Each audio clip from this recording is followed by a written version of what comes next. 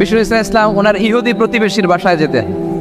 এক ইহুদি কিশোর বিষ্ণু ইসলামের খেদমত করতে, ইহুদি ছেলে আমার নবীর খেদমত করতো, তারা ছিল নবীর প্রতিবেশী।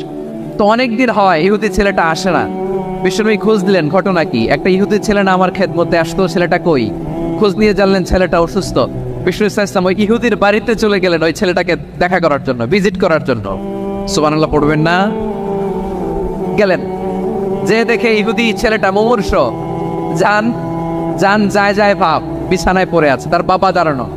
বিশ্বনবী তার মাথার পাশে বসলেন, মাথায় হাত বুলিয়ে দিলেন, আর ছেলেটাকে বললেন আসলিম, ইহুদি ছেলে আসলিম, ইসলাম ধর্ম গ্রহণ করো।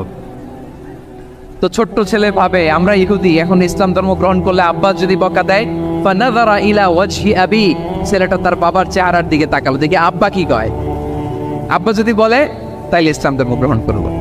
ইহুদি ছেলেটা তার বাবার দিকে যখন তাকালো, ওর বাবা বলে আতিয়া আবুল কাসিম, আবুল কাসিম যা বলে তাই করো। আবুল কাসেম হচ্ছে বিষ্ণু ইসলামের একটা কুনিয়াত, উপনাম। আমার রাসূলের বড় ছেলের নাম ছিল কাসেম। যেমন দেখবেন আমাদের এলাকায় কারো ছেলের বড় ছেলের নাম যদি হয় আব্দুল্লাহ, এরা আব্দুল্লাহর বাপ বলে ডাকে। কারো বড় মেয়ের নাম যদি হয় ফাতেমা, এরা কি ডাকে? ফাতেমার বাপ বলে না? তো বিষ্ণু ইসলামের বড় ছেলের নাম ছিল কাসেম।